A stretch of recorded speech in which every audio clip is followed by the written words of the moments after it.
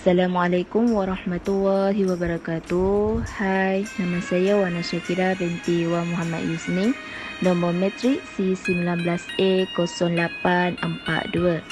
Hari ini saya dan kawan saya akan membentangkan tugasan yang telah diberikan oleh pensyarah kami, iaitu Encik Muhammad Aswawi bin Isa, yang bertajuk Gendang Kecapi.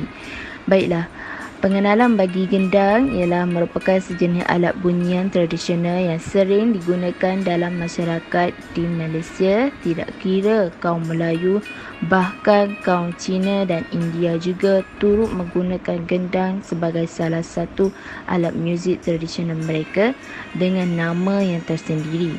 Gendang sebuah alat muzik yang diperbuat daripada kulit binatang seperti kerbau, lembu dan kambing. Gendang boleh dijumpai dalam pelbagai bentuk dan kegunaan. Terdapat pelbagai jenis gendang yang ada di Malaysia. Salah satunya ialah gendang kecapi buluh. Kecapi buluh juga dikenali sebagai gendang kecapi.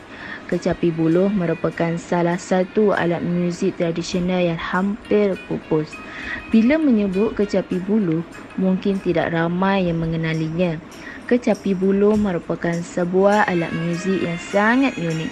Alat muzik ini mempunyai 3 jenis suara atau bunyi. Di sini dipaparkan gambar rajah alat kecapi buluh. Okey. Assalamualaikum warahmatullahi wabarakatuh. Nama diberi Nur Syifa binti Cik Syukri. Nama metrik C19A0587.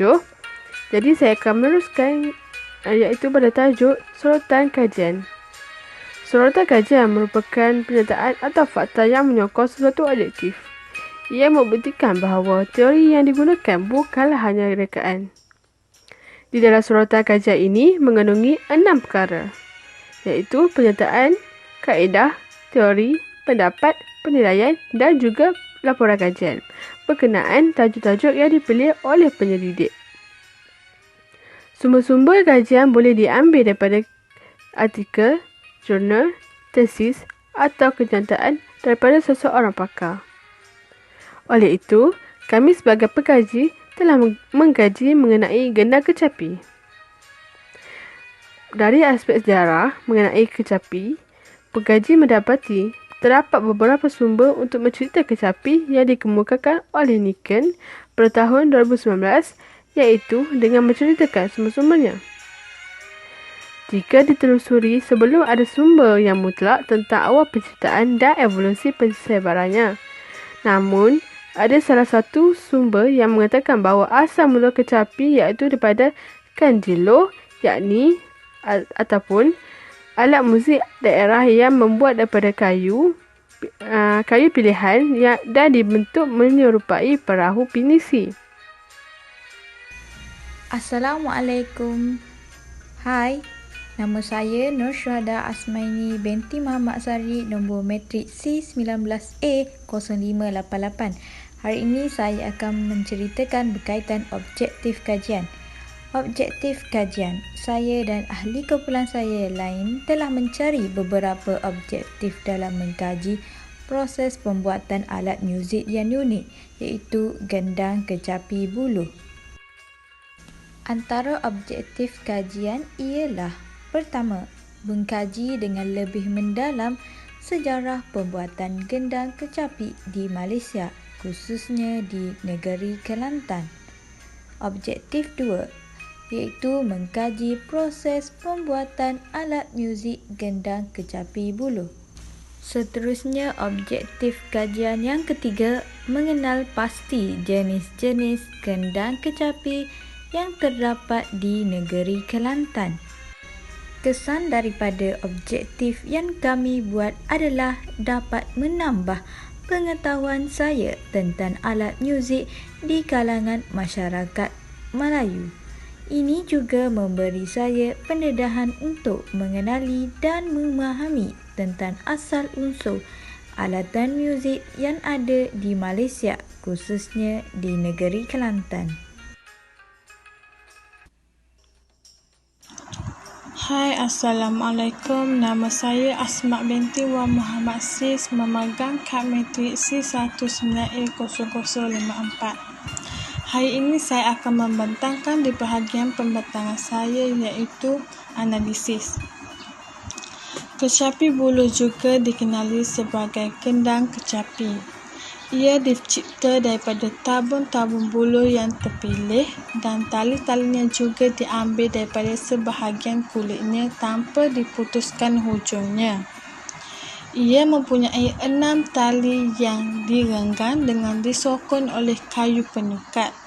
Dalam konteks persembahan, tali-talinya dipetik untuk memainkan mood rima sebagai suara memonik. Gantian kepada gendang secara meningkat dengan suara yang terhasil daripada tepukan pada sebelah permukaan yang terbiak itu. Setiap buluh mempunyai 6 tali yang ditegakkan yang diperbuat oleh ikatan tali daripada buluh, di mana petikan daripada tali itu mengeluarkan bunyi yang seperti suara gong ibu dan suara gong anak. Gemban rotan juga dipasang pada kedua-dua bahagian penghujung badan kecapi untuk menentukan jarak getaran bagi tali-tali tersebut apabila proses penalaan dilakukan. Alat kecapi sering dimainkan sebagai alat solo untuk muzik hiburan bagi mengisi masa lapang dan juga untuk memecah kesunyian sambil menunggu haiwan ternakan mereka meranggut rumput. Lokasi untuk mencari orang sumber tentang gendang kecapi ialah di Kampung Jeram, Pasir Putih, Kelantan. Orang sumber tersebut ialah Encik Abdullah Majid atau lebih dikenali sebagai nama Pok Loh, yang berumur 82 tahun, yang masih bergiat aktif dalam seni pembuatan alat muzik kecapi dan begitu mahir bermain alat muzik tradisional itu walaupun telah dimamah usia.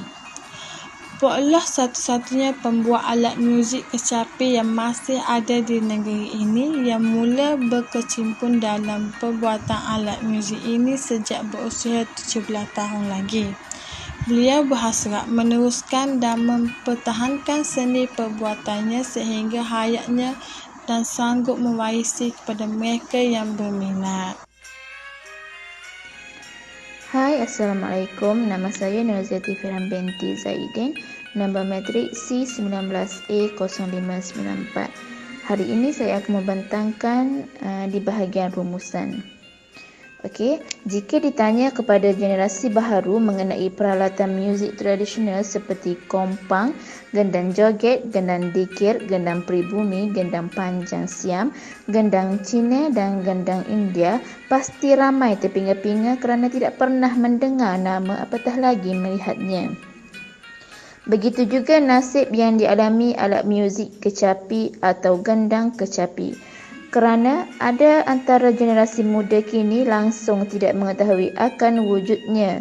Biarpun alat permainan tradisional ini pernah berada di zaman kegemilangannya sekitar tahun 1940 dan 1950-an. Masyarakat dan pelajar, terutamanya golongan orang muda, mestilah mengambil tahu tentang alat muzik tradisional ini. Hal ini kerana jika kita tidak mengambil peduli, alat muzik tradisional ini akan ditinggal zaman begitu saja. Oleh itu, kita mestilah memartabatkan lagi seni warisan yang ditinggalkan oleh nenek moyang kita.